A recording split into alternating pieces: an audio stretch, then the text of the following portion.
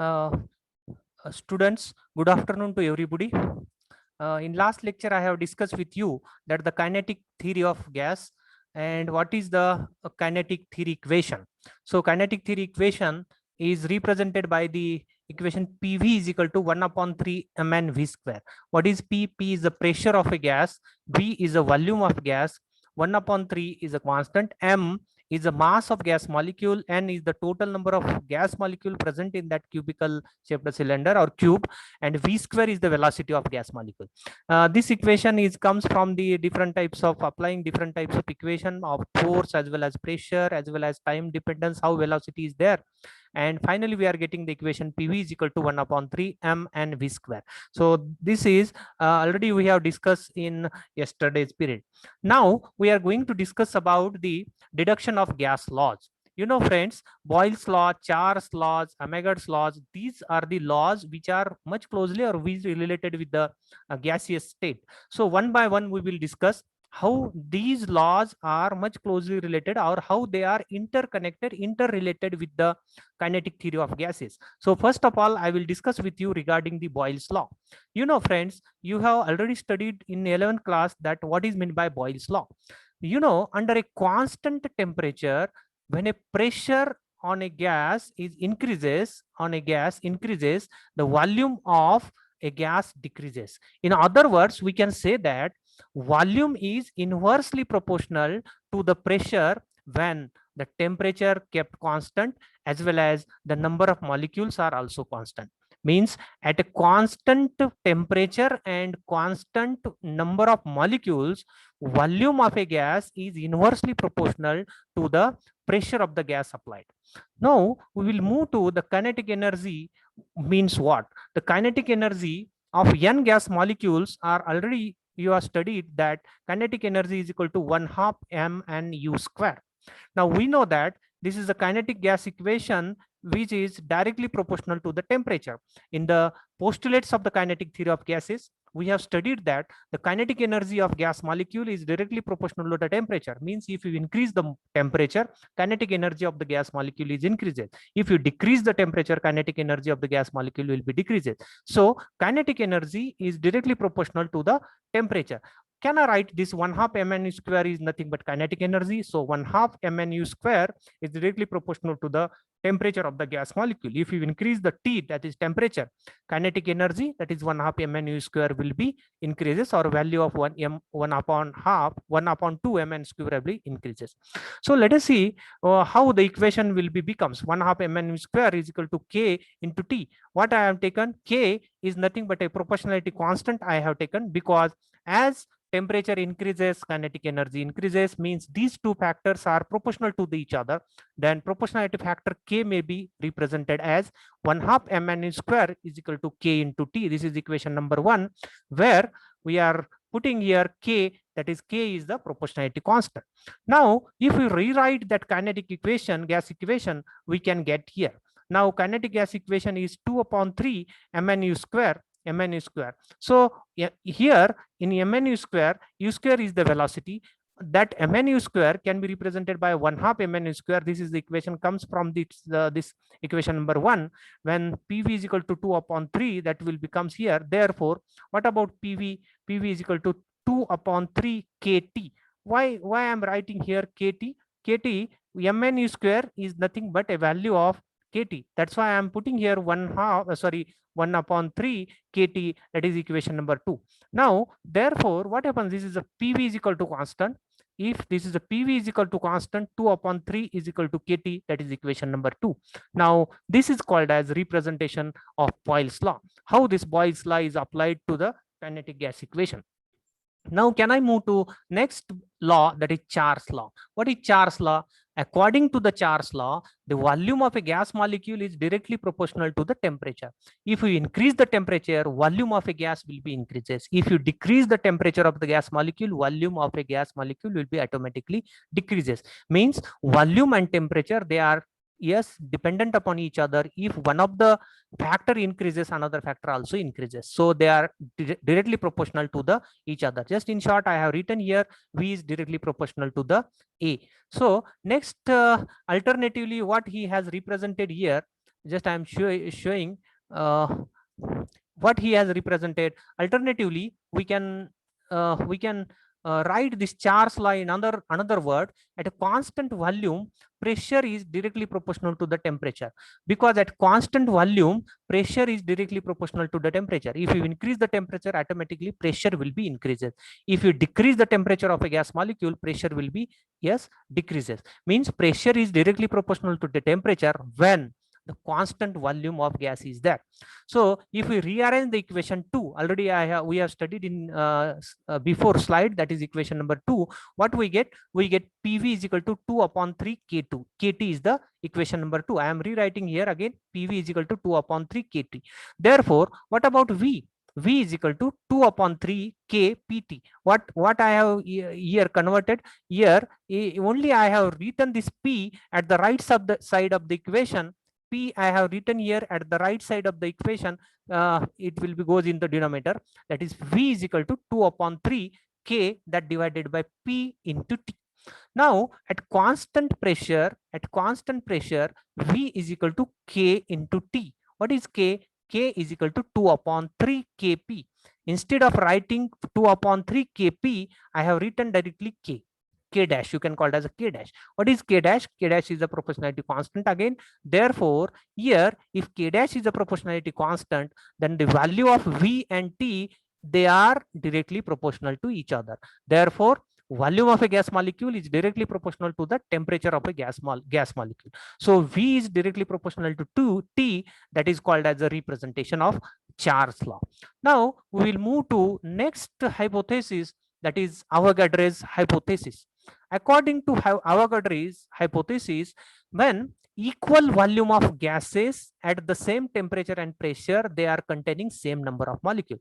Suppose, friends, one of the gas molecules, suppose X, another gas molecule is Y, both are having equal volumes and equal temperature and equal pressure. What I am saying, that if two gases are there, these two gases are having same temperature and same pressure, then number of gas molecules are same.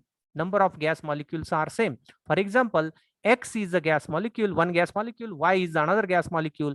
If they are containing same temperature and same pressure, then the total number of X gas molecule and total number of Y gas molecule, both are in same in number.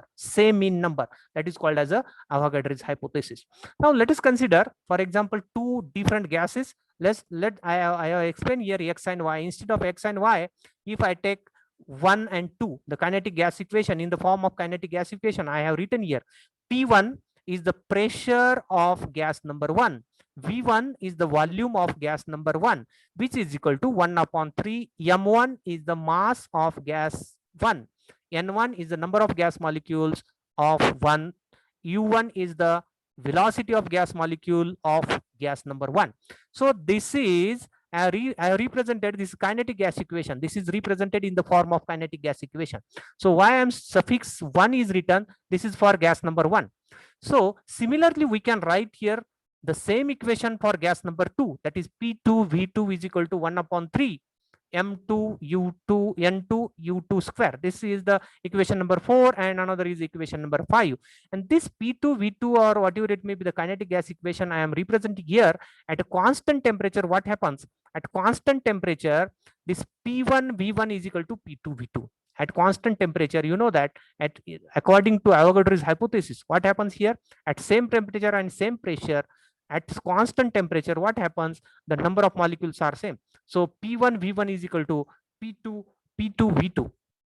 P2 V2. Let us we move to next slide here. Therefore, now 1 upon 3 Mn M1 N1 U1 square is equal to 1 upon 3 M2 N2 U2 square. Now what it indicate? Yes, both are in equal volume and equal pressure. That's why I have written this equation number 5 into 6. Now, if these two gases are both are having same temperature, so the kinetic energy of the molecule is same. If temperature is same, no doubt the kinetic energy of both the gases 1 and 2 are same. Means what happens? 1 upon 3 m1 u1 square is equal to 1 upon 3 m2 u2 square. Means masses are same, then kinetic energy of both molecules are same. 1 upon 3 m1 u1 square is equal to 1 upon 3 m2 u2 square. This is equation number 7. Now if you substitute this equation into equation number 6, what happens? All the factors are cancelled, but only what remains? Only n1 is equal to n2 is remain in this equation number 6. If you consider equation number 6 and 7, what we get? N1 is equal to N2. Now what is there? What it indicate? Number of gas molecules of gas number 1 and number of gas molecules of gas number 2 are having equal number, or equal number of molecules are present. When they are present? When they are having, yes, same temperature, same pressure, then number of gas molecules of both the gases are same. That is N1 is equal to N2. Now hence Avogadro's law has been deduced here. Now friend, just we move another law, very important law for the gaseous state, that is Graham's law of diffusion. Graham's law of diffusion, because each and every gas will be diffused at certain temperature. Rate of diffusion is dependent upon various factors. Various factors are there. Now these various factors are either it may be molecular weight, either it may be density, either it may be temperature, but diffusion of gases are certainly certain there, and these are dependent upon its physical property. So what Graham's have been suggested here? Graham's suggested that at a constant temperature and pressure, what is constant? Temperature is constant and pressure is constant. Rate of diffusion for various gases is inversely proportional to the square root of their densities or square root of their molecular weight. Yes, what I am representing, again I am repeating the same. At constant temperature and pressure, rate of diffusion is inversely proportional to the square root of their densities or square root of their molecular weights. I have represented here rate of diffusion. For example, rate of diffusion is inversely proportional to the square root of their densities. Rho2 and Rho1 are the densities of two different gases, as well as M2 and M1 are the, yes, molecular weights of two different gases. Means the rate of diffusion is inversely proportional to the square root of their densities as well as square root of their molecular weights. Now this is called as a Graham's law of diffusion. Now if you consider equation number 6 here, and rewritten here 1 upon 3 m1 n1 u square is equal to 1 upon 3 m2 n2 u square. This is equation number 6. Now what happens? U1 square divided by u2 square, I have written here, is equal to n2 m2 divided by n1 m1. If n1 is equal to n2, we are already studied in that is here before this Avogadro's hypothesis, n1 is equal to n2. If n1 is equal to n2, then it will be considered as a capital N. Then what happens if u1 square divided by u2 square, which is equal to nm2 that divided by nm1, which is equal to m2 and m1. What is m2 and m1? Masses or molecular, not masses, molecular weights of the gas number 2 and gas number 1. We know that density is nothing but mass divided by volume. That is, mass divided by volume is called as a D, or a density. Density is nothing but mass to volume ratio. That is called as a density. Here m1 divided by V is a density of gas number 1 denoted by the D1.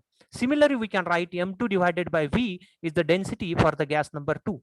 Now what will happen if you consider this m1 by V is equal to D1 and m2 that divided by V is equal to D2, then the equation number this 6 becomes U1 divided by U1 square that divided by U2 square is equal to D1 that divided by D2, because M2 is equal to D1 and sorry, M2 is equal to D2 and M1 divided by M2 is called as a D2. Now this will be rewriting this equation, U1 square that divided by U2 square is equal to D1 that divided by D2. Means ratio of velocity of gases 1 and 2 is equal to the densities of both the gases. D1 and D2 are the densities of two gases. They are equal. Now we are moving to next point, that's deviation from ideal behavior. Now, some of the gases are called as ideal, some of the gases called as a real gases. Now, what is meant by a real and gases and what is meant by ideal gases, and why or how the ideal behavior is deviated by the gas molecule. Now, ideal gas obeys the gas laws for all the values of pressure and temperature. In reality, all gases obeys gas laws only over a range of pressure and temperature, and not for all the values of pressure and temperature. Hence, real gases can be described in terms of deviation from these gas laws. Now, what is meant by ideal gas laws? If they obeys all the values of pressure and temperature, there are certain values of pressure and temperature at which the gas obeys ideal gas law, ideality. But if we increase or decrease certain temperature or certain pressure, all the gases does not obeys the ideal behavior. So they will be, yes, not obeying the ideal gas rule. Means if you apply a certain range of pressure and temperature, all gases are not, yes, maintaining the yes, ideal gas law, but they are called as a real gas. Hence, these real gases can be described in terms of deviation of gas laws. If gas laws or ideal gas laws is deviated by this certain gas molecule, that gases are called as a real gases. Now, just we will see what is meant by how they are deviated from the Boyle's law.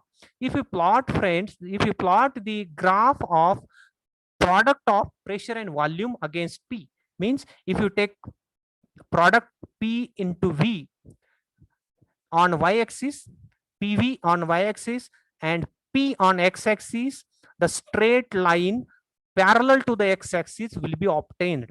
This will be for the ideal gas. If straight line obtained parallel to the x-axis, if we plot PV versus P, then such type of gases are called as ideal gas. Now, this indicates that for an ideal gas, PV should be remains constant at constant temperature. Means we are applying here pressure is, we are varying the pressure, but pressure into volume multiplication or product of P into V is always constant at a constant temperature. This will be true for the ideal gases. But for the real gases, such a straight line will not be obtained. For example, the gases like hydrogen, nitrogen shows positive deviation for these gases, in which product of pressure and volume increases with increase in the pressure. But vice versa, there are some gases like methane, carbon dioxide, which shows the product P into V is found to be decreases. Small deviation from the Boyle's law are observed only to the low pressure. Just I am showing to you, friends, here how the deviation of ideal gas law. If we plot P into V on y-axis and product P on x-axis, now what about the real gas? If you plot the graph for PV against P for the ideal gas, it will be obtained the straight line. I'm showing here. Now, what it indicate, the PV, the value of PV is constant here, not changing here throughout all the gases here. Now, this indicates if a parallel line to the x-axis or to the pressure axis, pressure I am shown here on x-axis, if straight line parallel to the x-axis is obtained, this indicates the nature of gas is ideal, or this is true for the ideal gases. Now, there are certain gases like hydrogen, like helium, methane, or carbon monoxide, carbon dioxide. So they will be deviates the ideal gas law, ideal behavior. Now, friends, for example, if you take about the methane, now here the line comes at the downward side, again it will becomes to the upward side. Now, as it comes downward side, means CH4 shows negative deviation from the ideal behavior.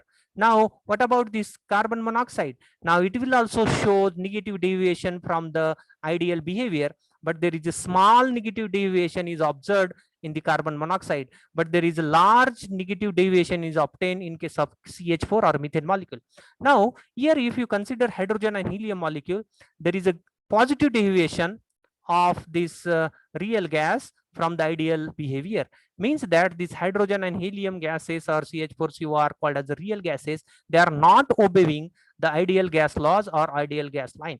And that's why the positive deviation we are obtaining for the hydrogen as well as positive deviation is obtaining for the helium gas. So this picture indicates how the gas are showing the ideal behavior and how which type of gas molecules showing the real gas nature and how they are deviated from the ideality or ideal gas equation. Now, next point from your syllabus is deviation from the Char's law.